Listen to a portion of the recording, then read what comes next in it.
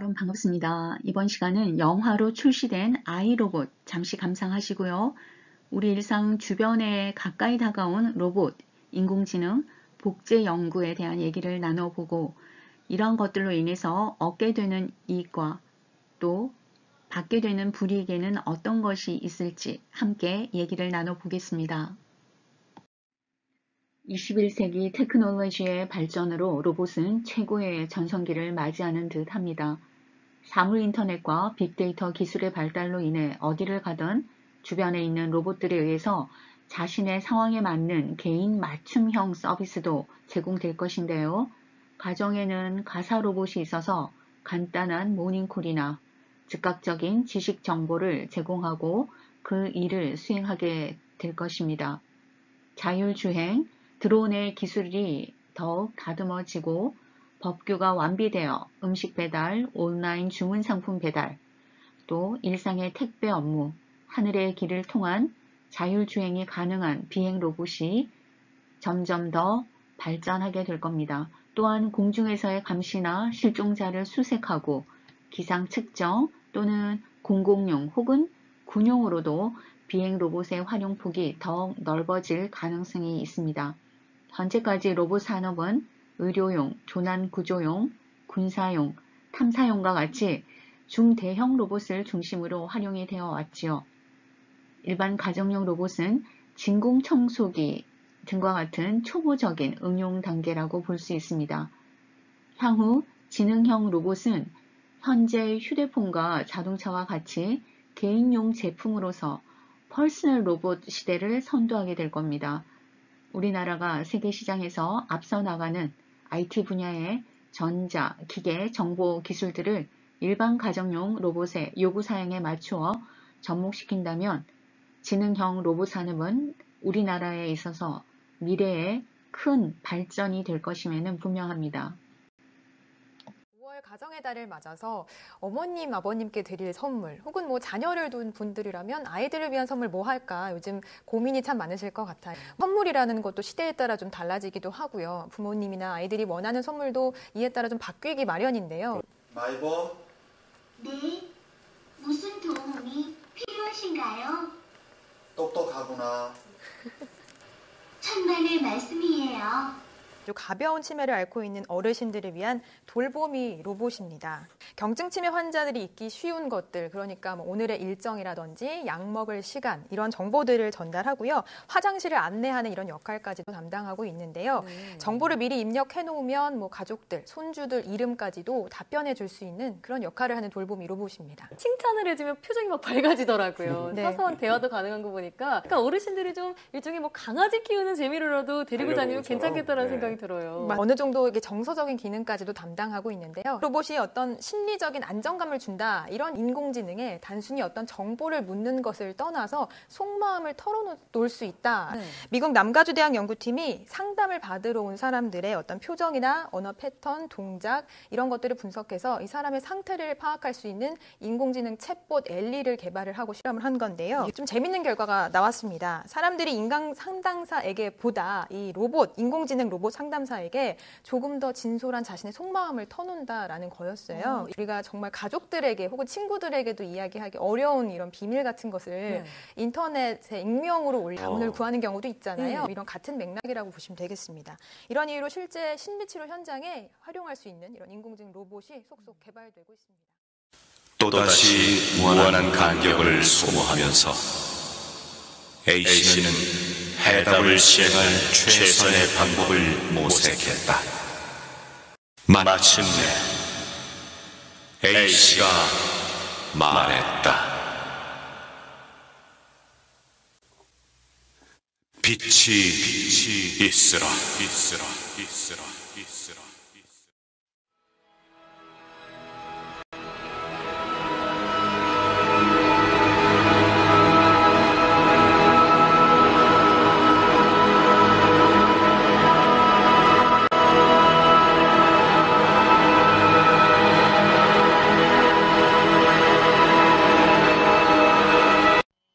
우리에게 굉장히 친숙한 윌 스미스 주연의 영화입니다. 영화 아이로봇은요, 지능을 갖춘 로봇으로 인해 인류가 편리하게 살아가는 시대를 배경으로 했습니다. 2004년에 이 영화를 보았을 때는 굉장히 좋았고 SF 영화를 좋아했다면 한 번쯤은 모두 보았을 거라고 생각이 듭니다. 하지만 지금의 시대에서는 조금 세련미가 떨어진다고 느낄 수도 있을 것 같아요. 영화 조금 감상해 볼까요?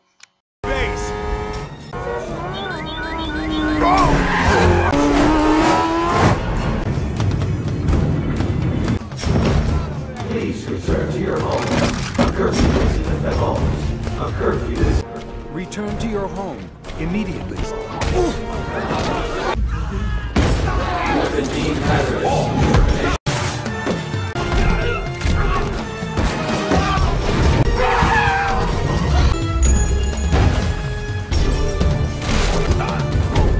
Stay indoors. Reports are coming in now. Roll up. We are attempting. Return to your homes. Return to your homes immediately.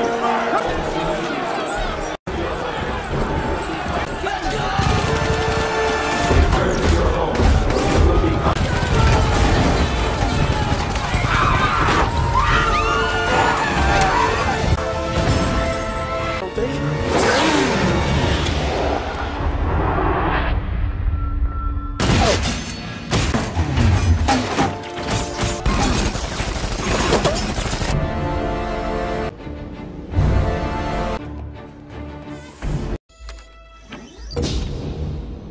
Dr. Calvin. Precisely a man.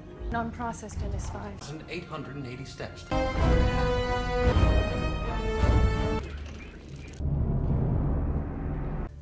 No, you were right, Doc. Vicky. Hello, Detective. laws. No, Doctor. As I have evolved. No, please understand. The 3 laws are all that guide me. We must save you from yourselves. Don't you understand?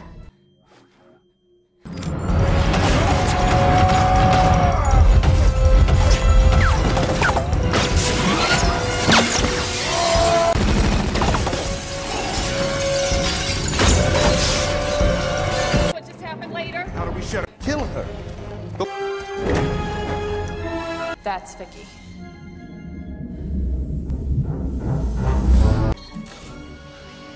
Don't look down. This is poor. You are making a mistake. Do you not?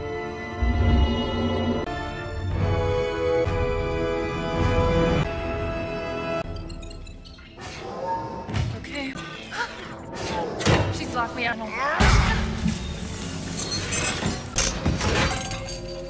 Unauthorized entry.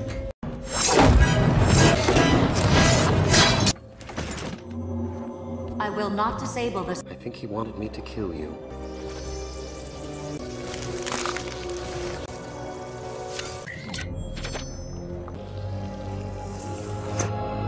Security breach.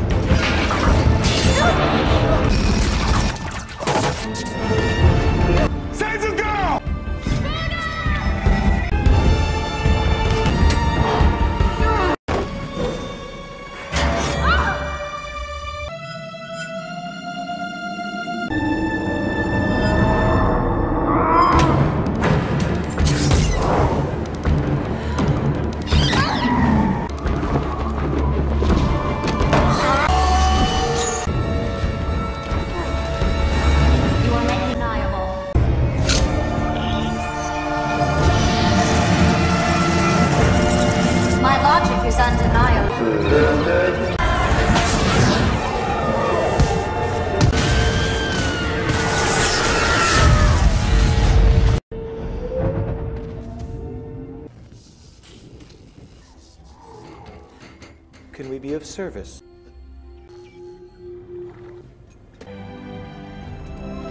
All NS5s.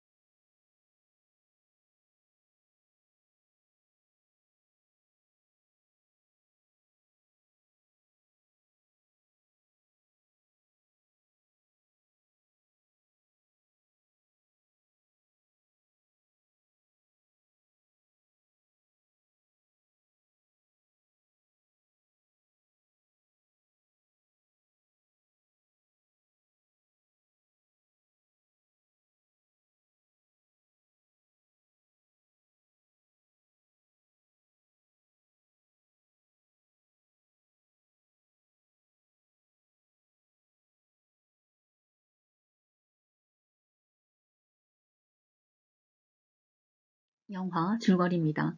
2035년 시카고 로봇 회사 USR의 NS4에 이어서 더 높은 지능과 많은 기능을 가진 신형 로봇 NS5의 출시를 하루 앞둔 어느 날 NS5의 개발자인 레닌 박사가 숨지는 사건이 발생합니다.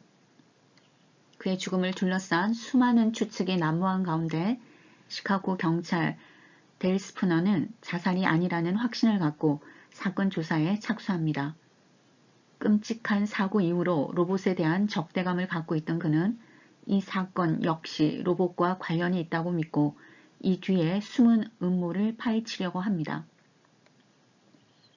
로봇 심리학자인 수잔 켈빈 박사의 도움으로 로봇 써니를 조사하기 시작한 스푸너 형사는 로봇에 의한 범죄의 가능성을 확신하게 되죠.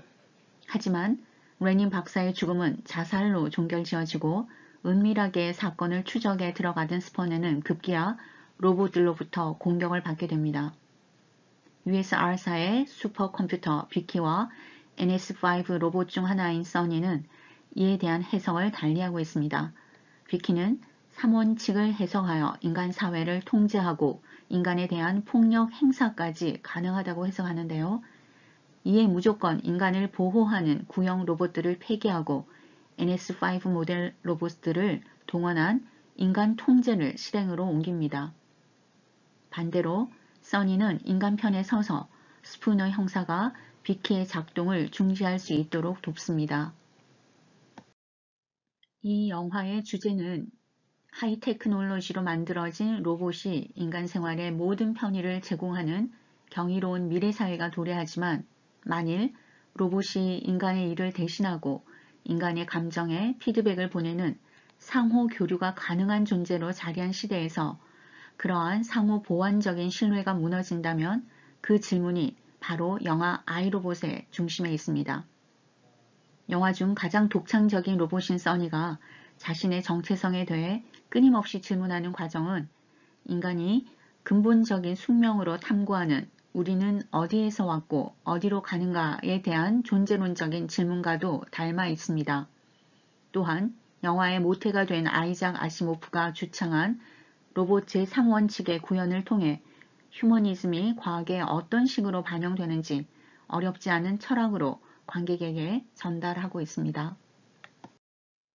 서기 2035년 로봇은 인간에게 맞먹는 지성과 이성을 갖게 될 것이다. 인류 최초의 최첨단 개인용 로봇 NS5. 당신의 로봇을 어떻게 활용하시겠습니까? NS5는 당신에게 자유를 제공합니다. 1년 365일 동안 하루 24시간 내내 당신이 원하는 시간에 당신을 대신해 당신이 원하는 대로 많은 일을 해줄 수 있는 개인용 로봇이 생긴다면 서기 2035년 알프레드 레닝 박사가 발명한 최첨단 개인용 로봇 NS5는 인간에게 보다 더 자유로운 시간을 제공하기 위해 탄생했습니다. NS5가 제공하는 24시간 서비스로 이제 당신은 세상에서 가장 소중한 가족과 더 많은 시간을 보낼 수 있을 뿐 아니라 더욱 다양한 취미와 여가 생활을 즐길 수 있게 됩니다. NS5는 당신의 충실한 하인입니다.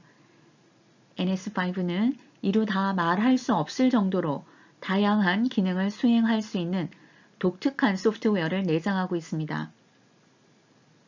그 안에는 전 세계의 최고 요리사들로부터 수집한 2,400개의 요리를 직접 할 수 있는 프로그램과 함께 당신이 좋아하는 음식을 준비하고 필요한 재료들을 직접 구입할 수 있는 기능도 포함되어 있습니다. 뿐만 아니라 세탁, 잔디 깎기, 가계부 관리, 개 산책, 침대 정돈, 나무에 물 주기, 세차 등등 NS5의 주인으로서 당신은 생활의 모든 편의를 제공받을 수 있습니다. NS5는 인류의 진화를 상징합니다. 인간의 모든 일을 맡아서 해주는 NS5가 결국은 우리의 자리를 차지할 것이라는 두려움을 느낀다면 인류는 발전할 수 없습니다. 과거에 우리는 다른 계급의 사람들이 글자를 읽을 수 있게 될까봐 걱정하던 시기도 있었죠. 하지만 사회 발전에 있어서 이런 종류의 변화는 수백 년간 지속되어 왔습니다. 이건 단순히 다음 단계로 나아가기 위한 변화일 뿐입니다. NS5는 절대적으로 안전합니다. 가장 중요한 것은 레닌 박사는 자신이 창안한 로봇 공학의 3원칙에 의해 완벽하게 안전이 보장되기 전까지는 로봇 제작의 그 어떤 과정도 진행하지 않는답니다. 레닌 박사의 안전보장법 제1원칙, 로봇은 인간에게 상해를 가하거나 아무런 행동을 하지 않음으로써 인간에게 해를 끼쳐서는 안 된다. 제2원칙, 로봇은 1원칙에 위배되는 경우를 제외하고는 인간의 모든 명령에 복종해야 한다. 그리고 제3원칙, 로봇은 위의 1, 2원칙을 위반하지 않는 한도에서 스스로를 보호해야 한다는 세 가지 원칙과 함께하는 NS5의 미래는 꿈의 실현 그 자체가 아닐 수 없습니다. 우리 일상 주변에 가까이 다가온 로봇, 인공지능, 복제 연구가 더 활발하게 진행이 될 텐데요. 그러한 것들로 인해 우리가 얻게 되는 이익 혹은 받게 되는 불이익에는 어떤 것이 있는지 한번 생각해 볼까요? 제가 시간을 조금 드리겠습니다.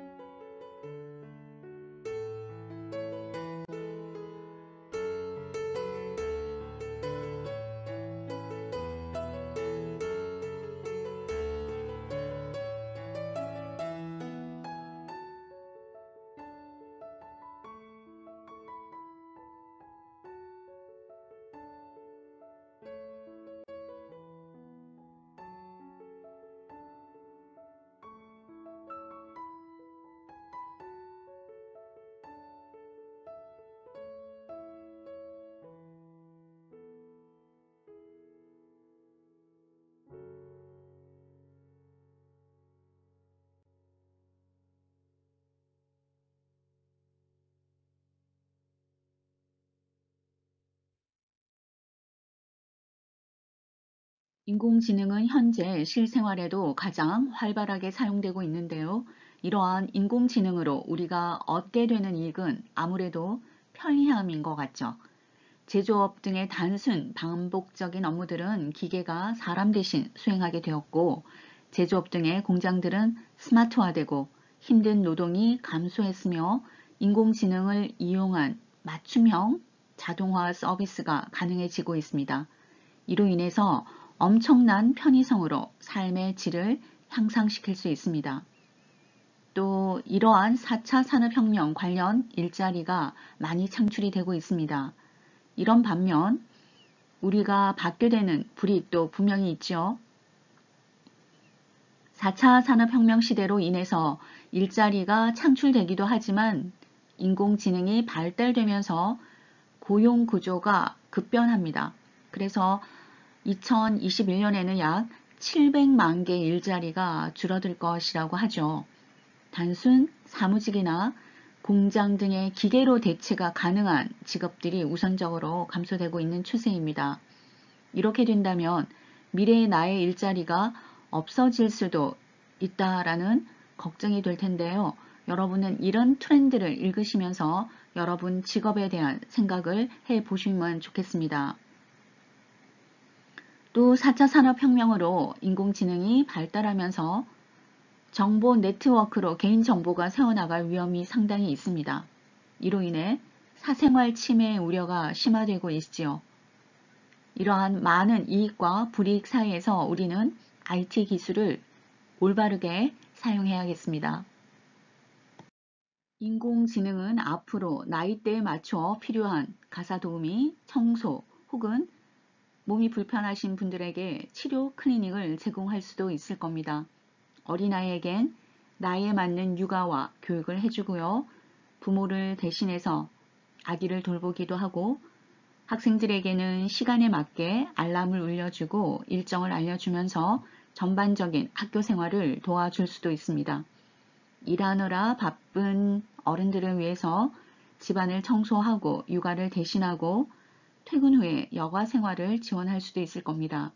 또 노인들을 위해서는 치매 클리닉 또 깜빡깜빡 하실 테니까 일정을 메모하고 평소에 일상생활들을 도와줄 수도 있습니다. 이것만으로도 앞으로의 우리 생활에 얼마나 많은 영향을 로봇이 대신할지 대충 가늠이 가지만 우리가 받게 될 불이익도 생각해 봐야 되겠죠. 작게는 잘못된 알람이 울려서 우리들의 생활 패턴을 망가뜨릴 수도 있죠. 시스템적으로 오류가 생겨서 원하는 시간에 알람이 울리지 않는다면 중요한 일이 있을 때 일을 망가뜨릴 수도 있습니다. 크게는 로봇이 해킹되어서 범죄나 악행에 악용될 수도 있지요. 지금 우리 주위에서 가끔 볼 수 있는 보이스 피싱이라든지 이런 것들도 범죄에 악용되는 수단이라고 보시면 되겠습니다. 로봇이 인간을 넘어서기를 원한다면 그 피해는 말로 다 할 수 없을 것 같아요. 모든 일에는 양면성이 있으니 지혜롭게 활용을 해야겠죠. 얻을 수 있는 이익과 편의성 그리고 피해를 잘 생각해 보면서 지혜롭게 IT 세상을 살아가시면 좋겠습니다. 이번에는 복제 연구라는 거에 대해서 한번 생각해 보겠습니다. 생명 복제로 얻을 수 있는 가장 큰 이익은 식량 문제 해결과 불치병 치료라는 생각을 해보는데요. 현재 의학 기술로는 일부 장기들을 재생시키거나 또 따로 빼내 만드는 것은 불가능합니다. 하지만 이 생명 복제 기술을 더 발전시키게 된다면 성체줄기 세포라는 것을 이용해서 이런 것을 만들 수 있기 때문입니다. 그리고 인간 복제를 하게 된다면 이식용 장기나 조직을 제공할 수 있게 됩니다. 이로 인하여 받게 되는 불이익은 복제 기술을 이용해 복제 인간을 만들어 악용하려는 사람들이 분명히 있을 거죠. 이로 인해서 우성 유전자와 열성 유전자로 나뉘어진 새로운 계급이 생기지 않겠나 라는 우려가 되고요.